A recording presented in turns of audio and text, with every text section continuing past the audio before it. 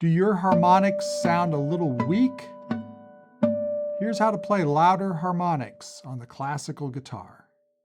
Tip number 1, use fresh strings. Harmonics are overtones. As strings age, they lose their ability to produce overtones.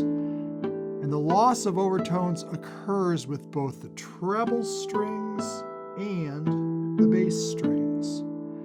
You will also find that certain sets of strings produce louder and more transparent harmonics than other sets on your particular guitar.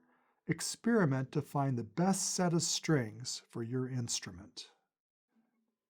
Tip number 2, pluck natural harmonics with the fingers, not the thumb, flesh and nail together on the left side of the nail with free stroke. This rule applies not just to the treble strings, but also to the bass strings, the wound bass strings. Left side, flesh and nail together. I ran 7 hours of tests with both a live test subject and in the recording studio.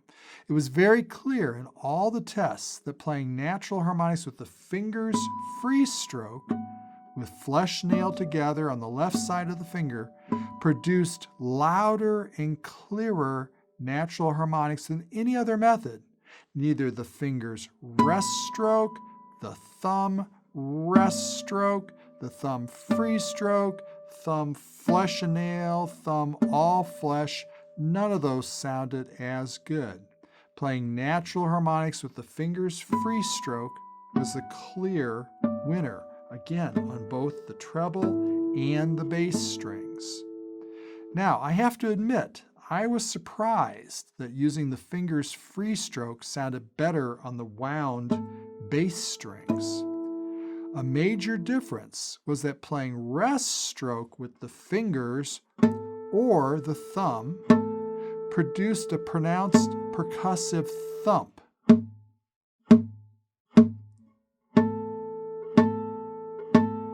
This thump was distracting to the listener and detrimental to the perception of the actual harmonic. Free stroke produces much less percussive noise, allowing the harmonics to ring transparently and fill the room. On the wound basses, the fingers produce some string scraping, but that was less injurious to the clarity of the harmonic than the percussive thumps. Plus, we can minimize the amount of string scrape we get if we use the correct execution. Let's have a look. If I draw the nail across several string windings, I generate an obnoxious string scrape. But if I set the left side of the nail in the groove between 2 windings and stay parallel with the groove as I pluck the string like this, I minimize the scrape. It can be difficult not to cross any windings, but if I cross only 2 or 3 windings, which is fairly easy to do, the scrape is minimal. Then, for the listener, the focus is on the harmonic with minimal distraction of string noise.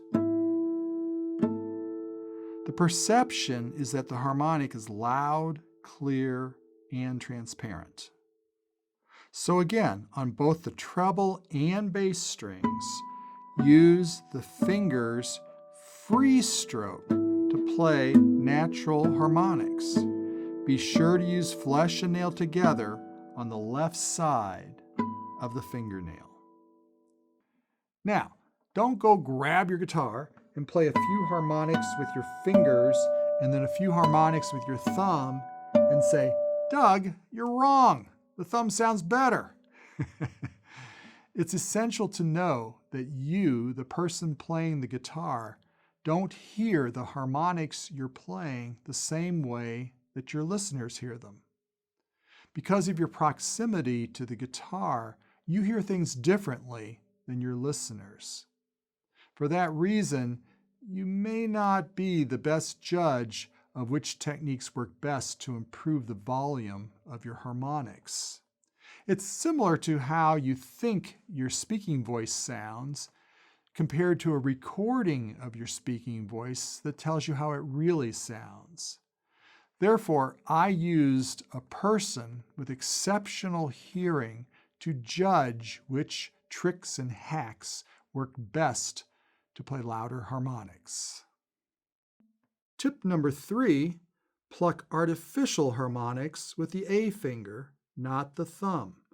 This rule applies to artificial harmonics on both the treble strings and the wound bass strings. Again, in the 7 hours of tests I ran, we discovered that using the thumb produced pronounced percussive thumps, both on the treble strings and the bass strings. And these percussive thumps, just like with the natural harmonics, distracted the listener from hearing the actual artificial harmonics and slightly obscured their clarity. The harmonics also sounded a bit dull. And again, on the wound bass strings, yes, the finger produced some string scraping, but the minimal scraping detracted less from the harmonic than the thumps produced by the thumb. Artificial harmonics plucked with the A finger, even on the wound bass strings, were clearer, louder, and more transparent than those plucked with the thumb.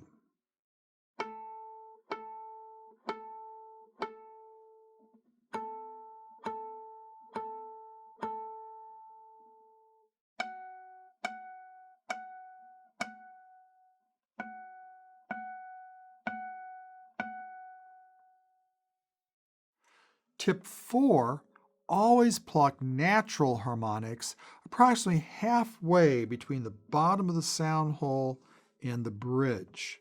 They always sound louder and clearer plucked there rather than at the bottom of the sound hole or over the sound hole.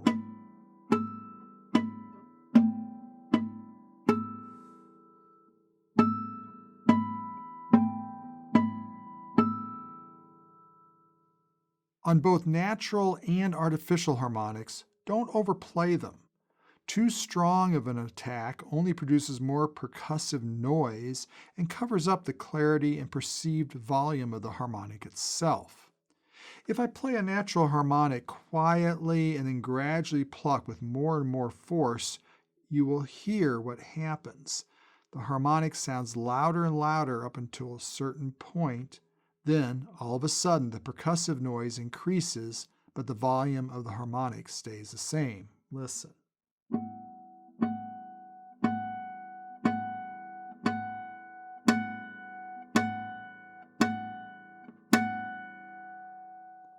That is the line you do not want to cross. It will vary according to the string and fret at which the harmonic is located. The same is true of artificial harmonics, but even more so. Any excessive force will increase noise at the expense of the clarity and transparency of the harmonic. Listen, I start quietly and gradually play with more force.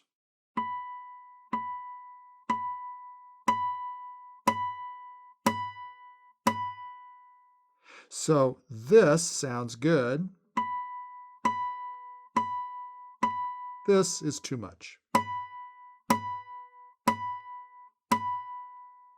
With natural harmonics, this sounds good. This is too much.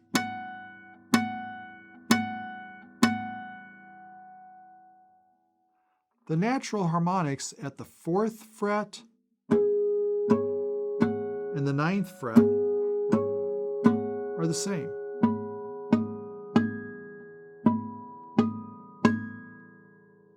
And the natural harmonics at the 7th fret and the 19th fret are also the same.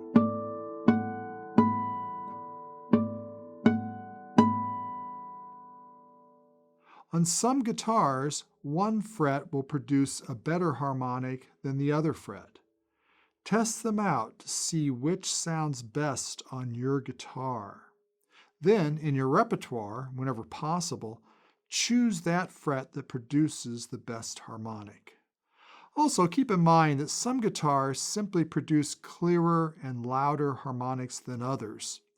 Unfortunately for your wallet, expensive guitars usually produce better harmonics. A humorous note: histrionics don't work. Grand gestures such as dramatically lifting the hand away from the strings after plucking a harmonic do nothing to improve the volume or quality of the harmonic. It's over with. You can wave your hand all you want. It's done. The same thing with an artificial harmonic. Doing all this kind of stuff does nothing. You've already played it. It's over.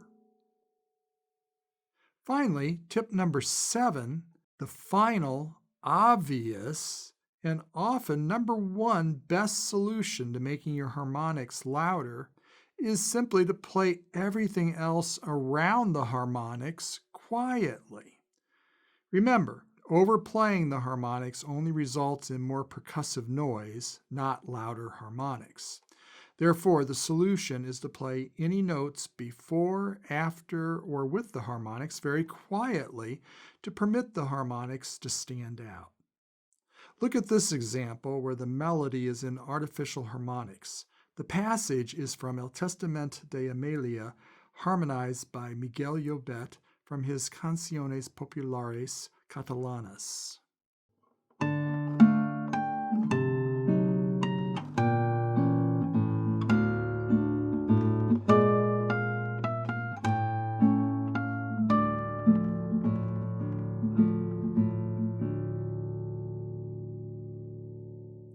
It's essential to play the non-harmonic notes I have marked in blue very quietly.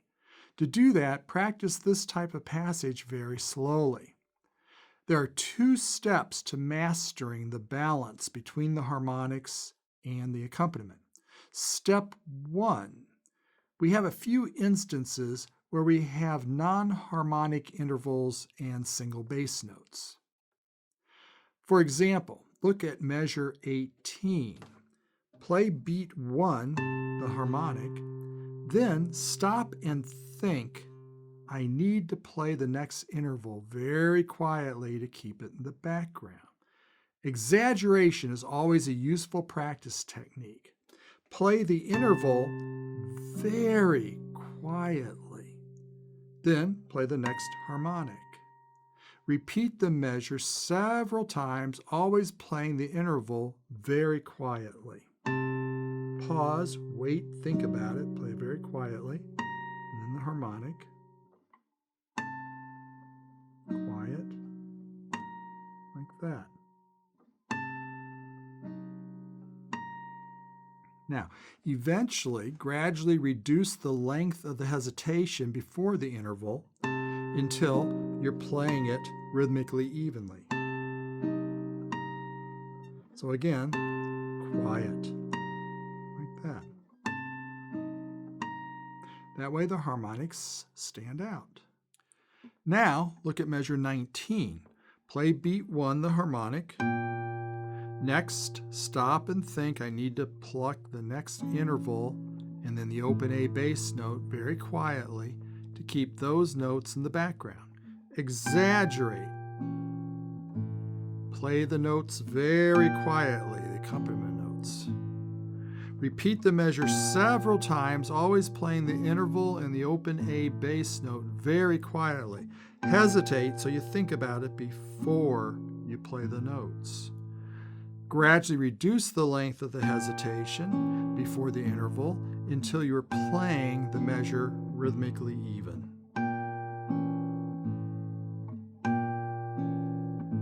Again, exaggerate. Use the same practice strategy on measures 20, 22, and 23. Now your harmonics stand out from the accompaniment. The accompaniment notes are supporting, but not distracting the listener's ear from the melody in harmonics.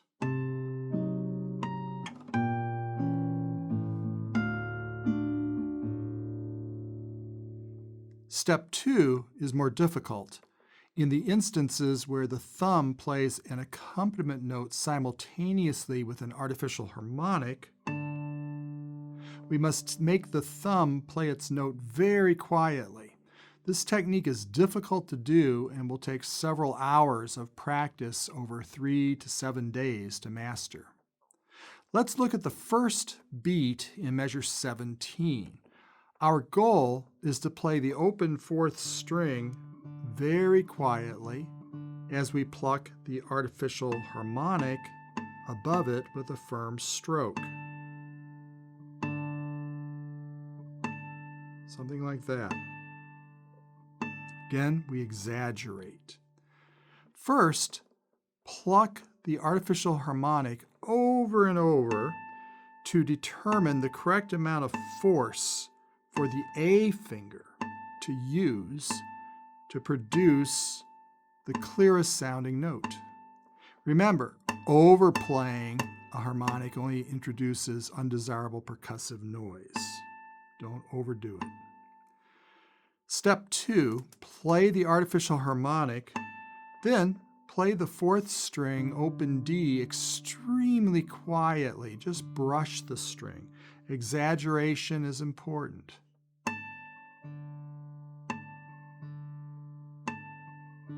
Gradually decrease the amount of time between the harmonic and the bass note.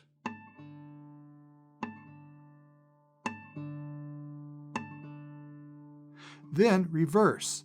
Play the bass note extremely quietly, then the artificial harmonic.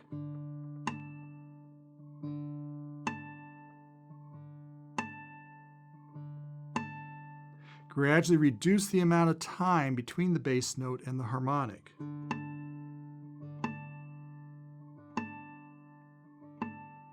Finally, alternate back and forth with minimal space between the two notes. So harmonic bass, bass harmonic, harmonic bass, bass harmonic. Step 3, set the thumb lightly on the fourth string and then continue plucking the artificial harmonic.